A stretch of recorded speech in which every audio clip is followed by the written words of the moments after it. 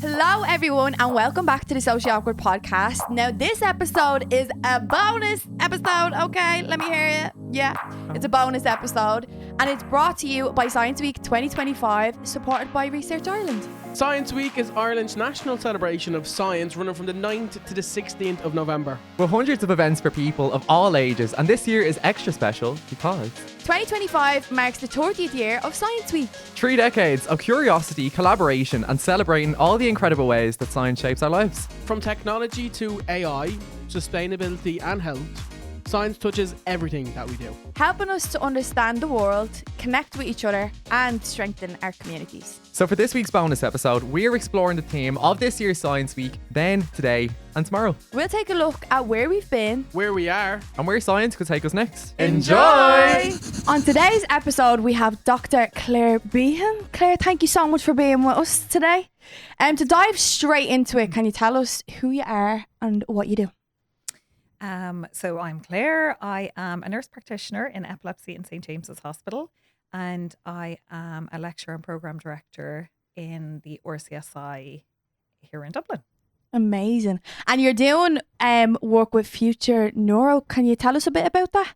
Yeah, so Future Neuro are a research collaboration. They are national in Ireland and then work with international partners. And I guess their real goal is to kind of bring the molecular, really technological stuff out to direct patient care. So they work with scientists, clinicians, and then have huge patient involvement as well.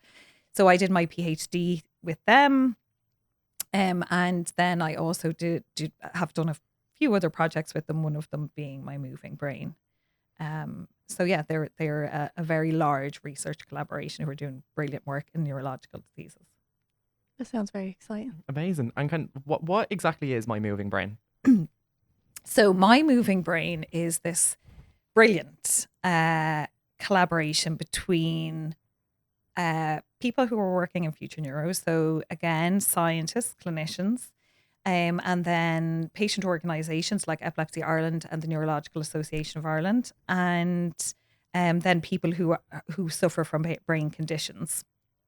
But their particular focus is on people who have disabilities related to those brain conditions and sport and inclusion in sport. So making sport available for everyone. So they're bringing together people, coaches, and sporting Ireland, local sports partnerships together, really to raise awareness and to, I think, really increase people's confidence. So people who have the conditions to participate, and then also like coaches and clubs, that they're confident in opening their doors. Yeah. So that's really the main thing, to try and open doors so everyone can participate in sport. Amazing. What would you say, like, what was it that got you interested in, like, how the movement of the brain works? So I suppose I always kind of was interested in the brain. As a nurse, I worked in ICU when I qualified, and I was really interested in the brain in patients who are sedated, they're on life support. I did my master's looking at organ donation in the brainstem dead patient, which is quite a heavy topic. But really just, I suppose, fascinated in the brain. I mean, it's probably the most so complex complex. structure in the universe. And while we know lots about it, there's so much that we don't know about it. So that got me interested, and I suppose I did some exercise myself. And then just as my journey continued, I work in epilepsy.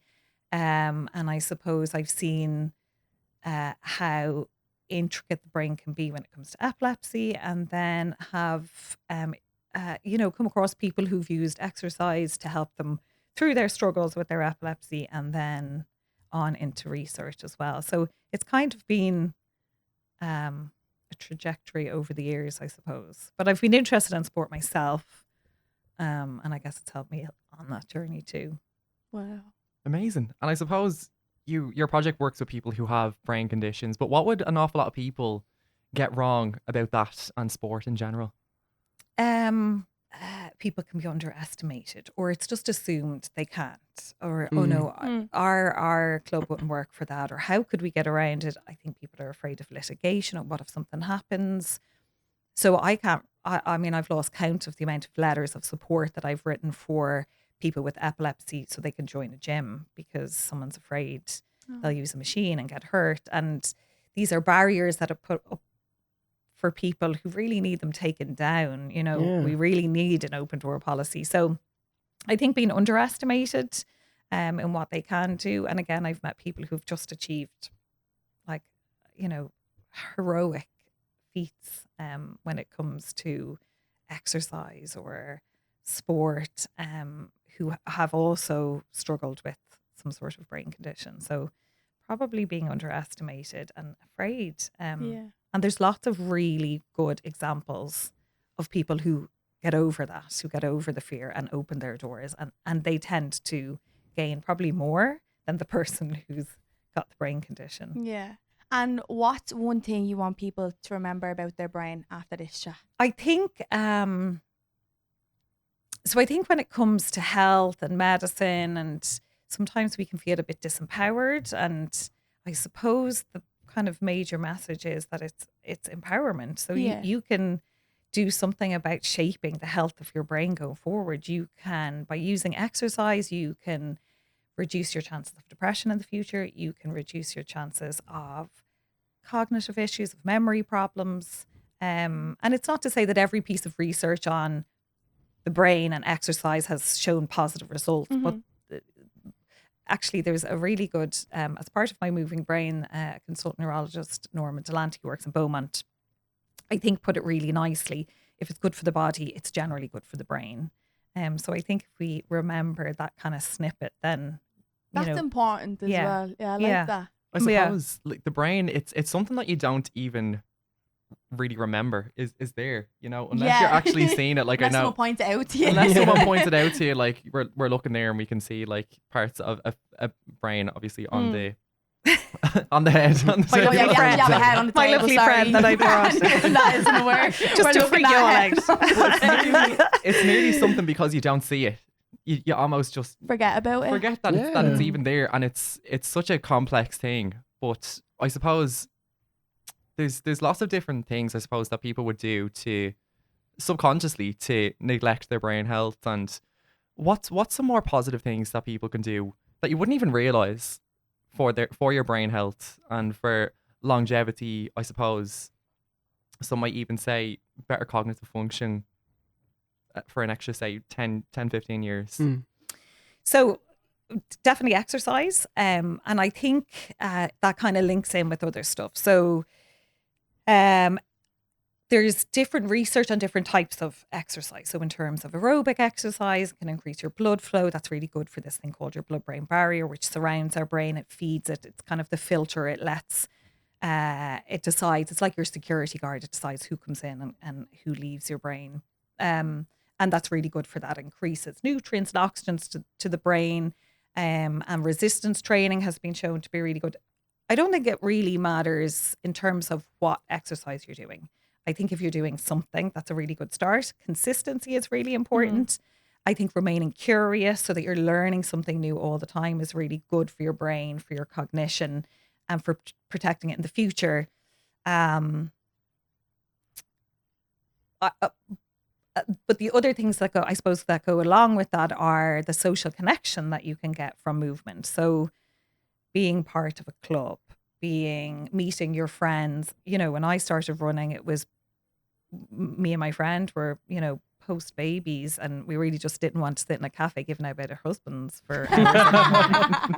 So we decided we'd run and give out about them while we were running. Burn a few calories while you're at it. And that really, and it was that social connection. It was wanting to meet next week to find out, you know, how did she win the argument, which I always did, or you know. But it was those kind of things. So that social connection. So being able to meet with people, interact with them, and then being out in nature. So, you know, again, if it's good for our brain, it's good for the planet. So being connected to nature is an important part as well. So there's lots of elements to it that aren't just about actually getting your heart rate up and releasing these endorphins. There's lots more to it, lots more elements. And there were definitely lots of examples in COVID where, so for example, I did some cycling and we did cycling Zooms. And I know that sounds absolutely mad, but we set up our spin bikes and I Zoomed with my friends and we cycled and we chatted. But is being outside on my bike much, like I would never ever choose to be inside on Zoom, but it Of was course. you adapted. Yeah. So it provided that connection, but I mean, it didn't replace. It certainly doesn't replace real human connection. That's for sure. Yeah. Absolutely. I think it's mad as well to think that when we're in our own heads, and especially when it comes to mental health, a lot of the time when people are struggling with their mental health, they turn to like physical activity and like exercising and stuff. What is like the journey behind all of that actually makes us feel good when we're exercising? Because when your mental health is in a bad spot, what is it that makes you feel good about moving your body? Yeah, so there's lots of research on this. So we know that you increase happy chemicals in your brain. So we know that serotonin increases dopamine, you reduce inflammation. So so we can see physiological changes that are really good for mood and for your brain. And again, those kind of additional ones of if you're with your friends or you're meeting up with someone and if you're out in nature. So all of those things, all impact. But there was recently work done in University of Limerick and Trinity College looking at a longitudinal study called TILD in Ireland and looked at that data of depressive symptoms and then versus people who were exercising. And it's protective. I mean, we know that exercise is one of the things that you can do to protect yourself from low mood. So again, something proactive that we can do. Consistency is important. What type of exercise you do, it's whatever you connect with if you enjoy it. And I do think, exercise shouldn't be viewed as punishment or although sometimes I do some days. it feels like that. And I do think there's an element of this kind of, self-flagellation when you're out there and you're pounding the street. And sometimes that's pure escapism. That's just removing yourself from, again, these sort of overactive, counterproductive thoughts. So I think there's something in that too. Yeah, absolutely. And you see people who've gone through really difficult times who are grieving and they suddenly, turn to doing huge endurance activities. And again, I think that's Marathons just and high rocks. exactly. Yeah. So people will have their different reasons for it. But to answer your question, yes, we do. Research has shown us chemically it's good for our brain. There are different parts of our brain that we can see that can, so we call it neuroplasticity, where we can adapt and change, our brains can change and recover. And there's lots of research shows that exercise and movement can help that. So it's definitely, it's definitely can be seen for medicine for the brain. So with My Moving Brain, like how would you say the participants have benefited from the work that they've done? So just a little, I suppose, a bit of background on My Moving Brain. These were our workshops out in the community. So the last one was in Galway. We had one in Cork, Dublin and Kildare. And then the final one, I think, is in Dublin next year. And I think one of the things they did was they showed examples of where exercise or movement in someone with a brain condition benefited them. So we had, people who had very early onset Parkinson's who went and climbed multiple mountains, and we had an Irish hockey player who talked about the difficulties who had epilepsy and talked about the difficulties about sleep deprivation and training and scheduling. And she gave a really nice example of going to one of her coaches. She changed teams and the schedule of the training was later. And that really threw off her schedule. Yeah. And sleep is really important for her. And by going and chatting with them, and initially she didn't get a great response, but then chatted to someone else and she was allowed to train back with the other team. And that just made a world of difference. And it was tiny, it was this really small thing to do. Locally where I live, in in our local GAA, Blessington GAA, shout out. There is a beautiful team called the All Stars, and they are made up of kiddies who would find it difficult to access GAA football on a team. So they have their team, and it is a really open, beautiful, inclusive environment. It's peer coached, so kids from other teams come and coach it. It allows parents of kids who have additional needs to get together on the sideline, have a chat, they have a connection. And it's amazing how much the coaches get from it. They talk about it, that it's just been really nourishing for them. And these kiddies are part of a team, they're part of the club. And and again, there could have been lots of reasons not to do it. And it just took a group of volunteers who said, no, this is a good idea. And since then, there's a sensory room on the site. So if anyone gets overwhelmed, they can go there. So just, again, there can be really simple strategies put in place to allow everyone have access to exercise, which is important. And I suppose going back to that point of exercise, what are the, I suppose, major health benefits that you've kind of witnessed? I mean, personally, I found sport really important for me, just staying well. And that was just, day-to-day life and stresses and being a mom and trying to juggle everything together. So I found I'm a nicer person when I do some exercise. I'm more focused. I'm more tolerant. So for me personally, and I know, and I go through phases that I'm really on it, and then I fall off the wagon desperately. And I know they're exactly the time that I need it. And I have less motivation to do it. And I think it's a real self-care thing. I think it's about prioritizing, giving time to yourself. And sometimes we're not always great at that. And that's probably the exact time that you need to do it. Yeah, so personally, I found it cathartic, definitely. And I think importantly, not just about how exercise makes us look but how it makes us feel.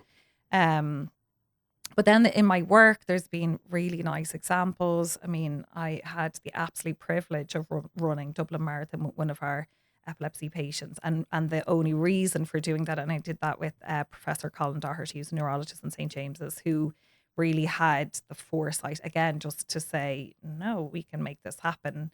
And she ran the Dublin Marathon. She had 7 seizures en route. And really our job was purely just to stop her being hauled off. Because someone has a seizure, every first aider in the place is going to run and no, you're not allowed to do that. And that was our role. And she finished the marathon. And I mean, wow, what an accomplishment. Mind-boggling. I've seen an awful lot of people, PTs in particular, always talk about finding your why, your reason.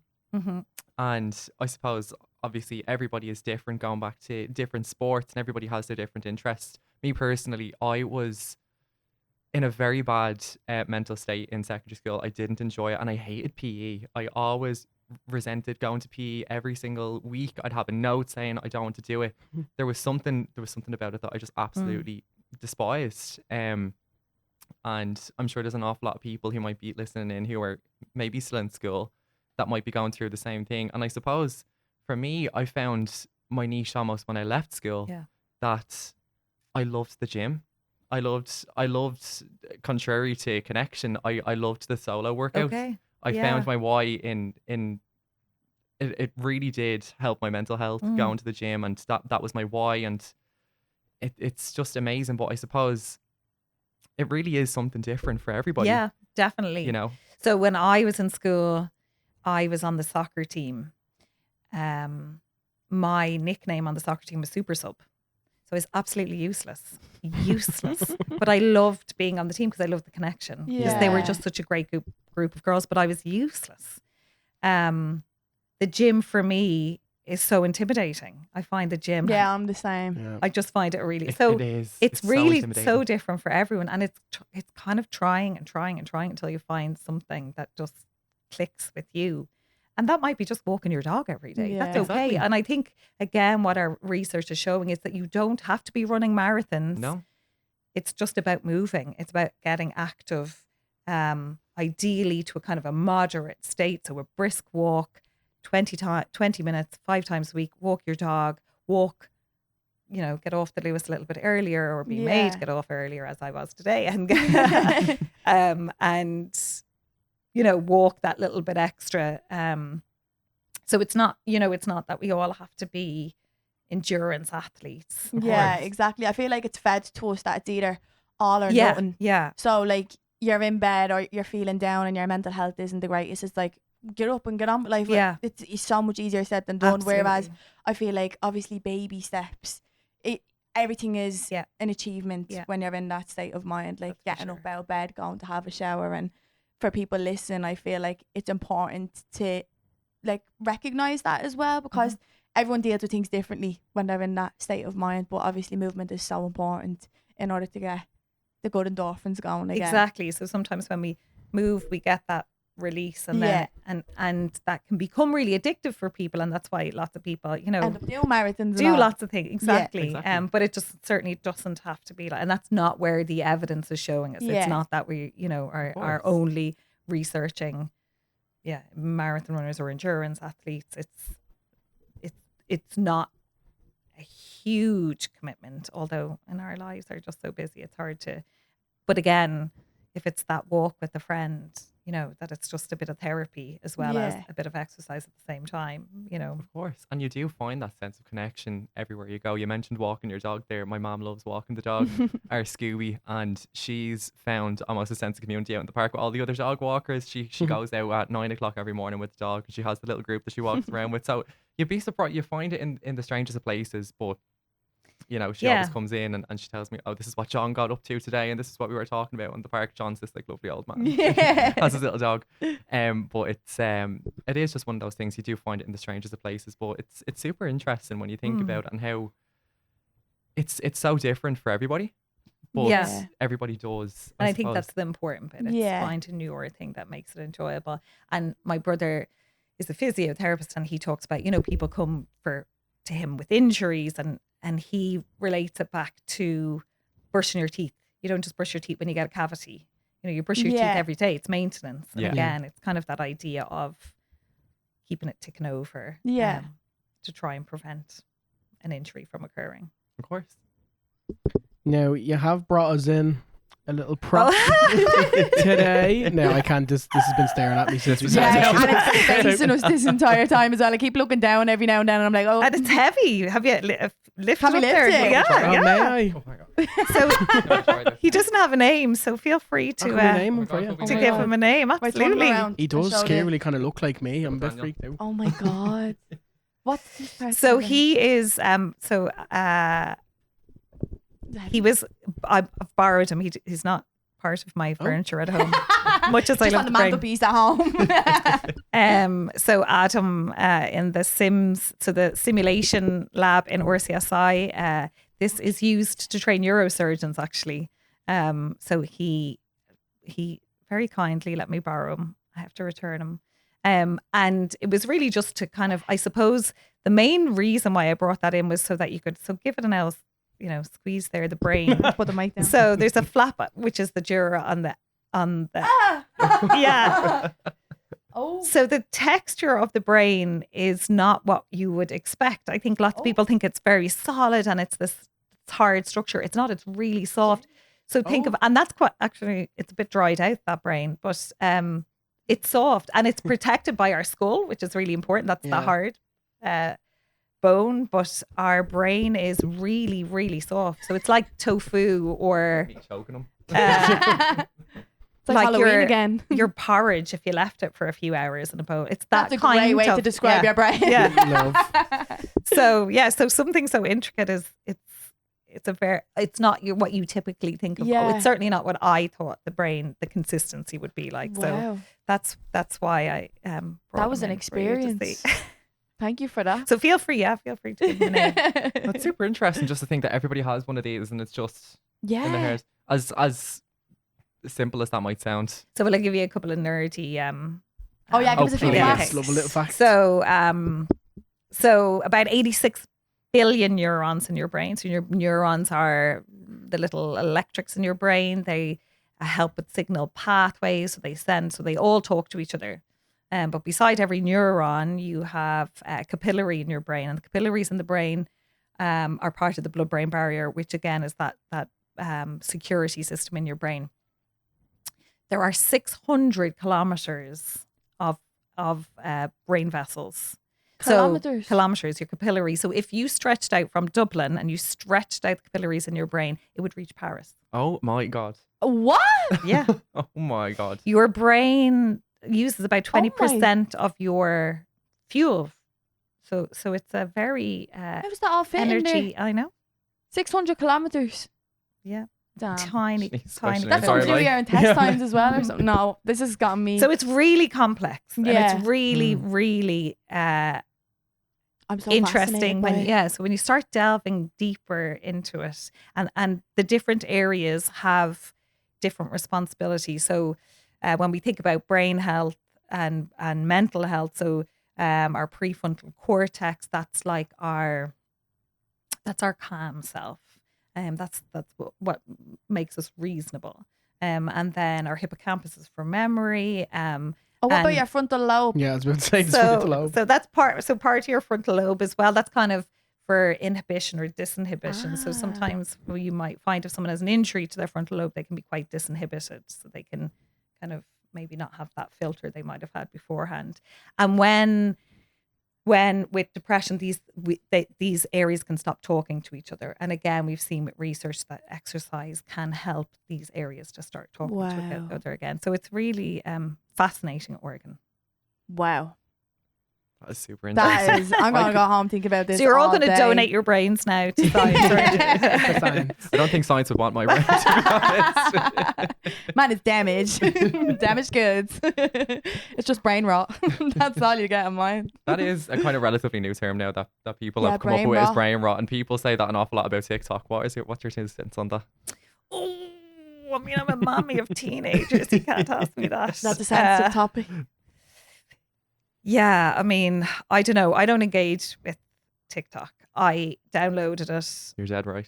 and then deleted. But it was really more when my 13-year-old was asking for it, and when I went, nope, For research purposes. research purposes. Yeah. But it comes a point that it's difficult. Again, this idea of connection and when it's how they communicate with their Yeah. friends. So it's a tricky one.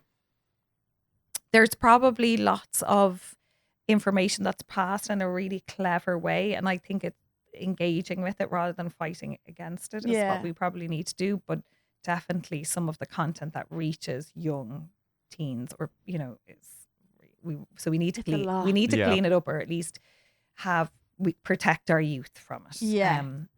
But there's definitely, I mean, the world is changing. We kind of have to change Adapt with with It the is, times. yeah, because we're in, I suppose, a hyper digital age now. Whereas I'd say, like, when all of us were younger, I remember 2-3 years old, I'd be out playing in leaf piles. Whereas nowadays, I think we were the there's- last generation to think we do that, if probably I'm being were. honest. 2-year-olds have iPads and all now. I know that's something, and so it's kind of starting from that very early age, which is quite interesting.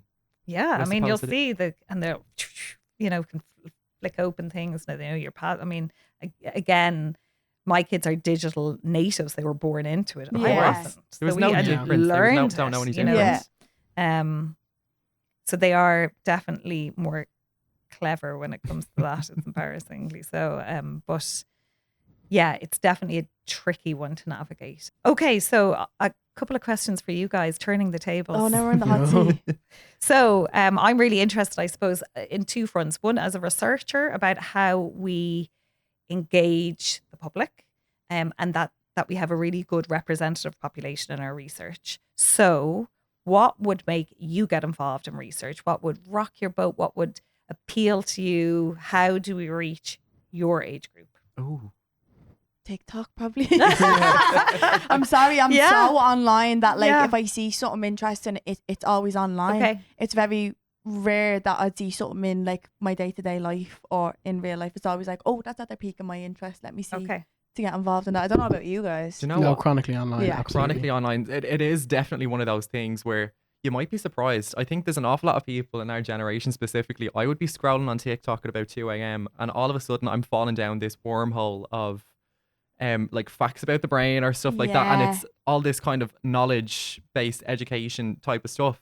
And I suppose that's what really piques my interest. So Okay. from person to person, I suppose it varies, but definitely through social media. As we Yeah. were saying Media. earlier on, it is now a digital The new age. language, isn't You it? know, Yeah. it really is, and it's where most people spend an awful lot of their time. I'm like, if you look at an awful lot of people our age, Yeah. there are people that have upwards of 7, 8, 9 hours of screen time per Oh. day. So that's where it is. You know, Yeah. some higher. Yeah. Yeah, well, fuck. I'm And I not think proud. but it's great to hear that, because I think, again, sometimes in the, it's like, we have very traditional methods of how we recruit for research, and sometimes that means we just hear the same voice Yeah. over Yeah. and over again. And it's really important that, we get a representative voice. So that's okay. So don't write to you, don't send you texts. It's Send very me a much TikTok. online. Yeah, Don't send me a send you TikTok. TikTok. Okay. Or a reel. Okay, no radio advertisement. That's it. Just TikTok. Okay. Oh, Devo. Okay. What about health advice? So, where do you get your health information from? I am a sucker for a ChatGPT. It's like my personal GP. ChatGPT. ChatGPT. Yeah, I ask everything because I feel like it's so scary for me, especially like I suffer really bad with anxiety, so it's very taunting for me to kind of like just be like, oh, let me just go to the doctor. I need, like, it's like my brain is like, no, you need to know exactly what's gonna happen, what they could ask you, what could possibly You be need to prepare wrong here. yourself. I need like a lot of preparation. So Okay. I think ChatGPT for me is so good. Or even TikTok. Google kind of scares me because I feel like you search up anything on Google, it tells you have a week left to live. So it's like a no-go. Whereas I feel like ChatGPT, TikTok, they're kind of like just hearing from people who are experiencing something that you Okay. are experiencing, kind of is like a bit of a comfort. Mm. Instead of just like, I'd be so afraid to just go straight into a doctor. I think an awful Really? lot of Yeah. Okay. people- Wow. I think an awful lot of people, especially who would have maybe matured, say, during the pandemic, are almost afraid of that social interaction now. Yeah. So an awful lot Yeah. of them kind of see that as a last resort when it comes to stuff where you could be looking it up yourself. What is Okay. this? What's wrong with me? You know, it just, So which how- is not healthy. Of And course. how do you navigate then what's correct information? That's the thing as well, though, isn't it? Because you Mhm. can't necessarily believe everything you see Definitely online. not. So obviously you have to go to the source that knows exactly Mm. what they're talking about. As daunting and scary as it can be going to the doctors, they know what they're talking about. They have all the right information and the right answers. So that's obviously the right source to get your information from. But I think initially when you have like symptoms or whatever it may be, you're like, right, well, no harm in just going onto the ChatGPT or TikTok, and then you end up having a whole ball of worries and questions and like curiosities, I suppose, about what's going on with you. But obviously it is Mm. the main source you need to go to is the people that know what they're talking about. So is that kind of like a triage for you? So like if I put my symptoms in and they say that I have a week to live, I go to see my GP. If they say, yeah, you're fine, You kind of put it you off. put it off. Yeah. Okay. Yeah. Yeah. Which is quite scary. There's I suppose probably 9 times some out of 10, it super does more duper harm app than good. to do, so I think again, as clinicians, researchers and educators, we need to think of something, a clever way to be able to engage Yeah.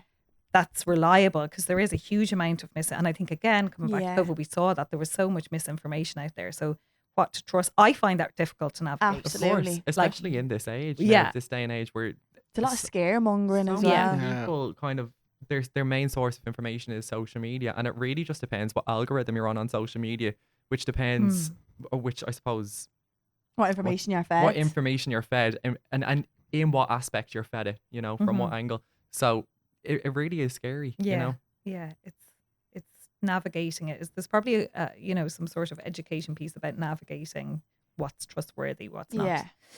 Last question: what does a good interaction with a healthcare professional look like to you? What is that? Ooh. I think someone who's like willing to listen to you and not write Understanding, you yeah. off straight away. I feel like an awful lot of times I've gone to the doctors and my GP has turned around and said it's all in your head. Like I've gone to my GP and I've told him numerous amounts of times about my struggles with my period pain. And it's like, you're just a woman, suck it up. And I'm like, oh, just a woman. Oh, that's so helpful to hear. But then when you're in a room with, let's say, another woman who knows your struggles and knows what you're going through, it's nice to have that relatability and for her to be like, I empathize with you, because from woman to woman and experience to experience, I can tell what you're going through. And it's nice to have that sort of, I don't know, comfort in a way of like someone knows what I'm going through. So I feel more comfortable to tell them my experience and how bad it may be. Because I feel like sometimes when you go to the doctors, you downplay it an awful lot of the time, because you don't want, I don't know, you don't want to come across a certain way, or you mightn't want to hear exactly what it is that's wrong with you because you're scared. But when you have someone that's there and is attentive and willing to hear you out for your struggles or worries, then it's nice and it makes you open up a bit more. I think it does kind of play into those factors of the fear of social interaction, or at least with the GP, because like that you might not want to hear what it is. You might feel like they're not listening to you. You're being invalidated. You know something might be particularly wrong and they're not hearing it. So it really is just all of those things that would kind of make you feel like you don't want to go. But I suppose the good quality, again, the main one, number one, listen, hear us out, you know, and that goes for everybody, you know. Yeah. Everybody wants to feel heard and validated, especially when there's something that they know is wrong with them that they want help with. They're looking for help. Yeah. Exactly. Yeah. And when you go with, have you went with kind of the Dr. Google, or this is, have you ever done that? Has that been received well or poorly, or have you had that experience? Yeah, I have. I've definitely gone to a doctor with stuff that I've looked up and gave to, because there was a recent situation with me that the doctor had no clue what it was. I went and done my own research, came back, and then it was like, once I explained it, then it was like, oh yeah, that could be a possibility. But I was like, if I hadn't have looked that up myself in my own research, like, would I have just been going in circles with this doctor? Yeah. I feel like it can be hit or miss sometimes, can't it? I think it just depends. I feel like body language straight away gives it away for me when I walk into a room, and if someone's willing to listen to me, I know straight away.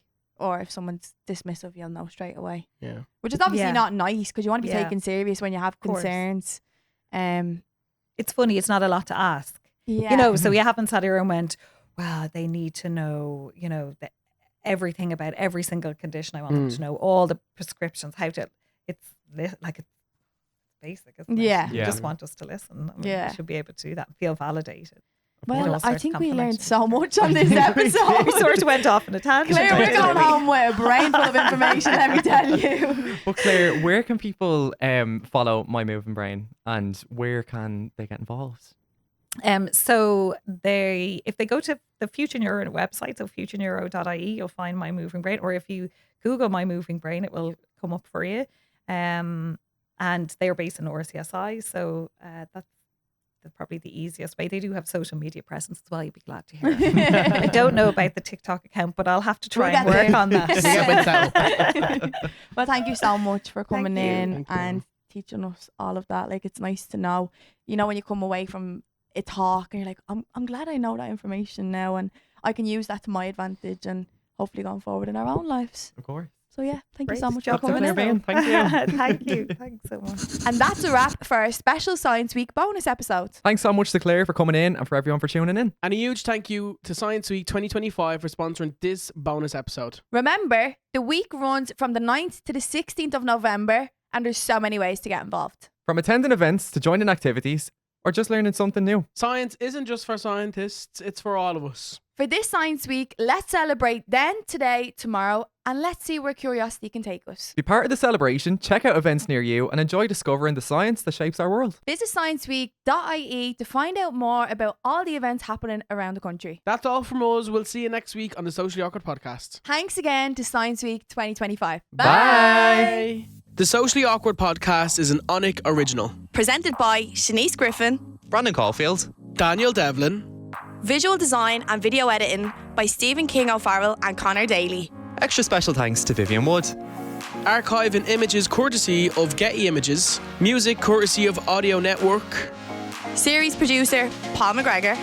Executive producer Sasha Hamrock. New episodes of the Socially Awkward Podcast release every Thursday on Spotify, Apple Podcasts, or wherever you get your podcasts. You can also watch full episodes of the Socially Awkward Podcast on YouTube. This is an Onic original podcast.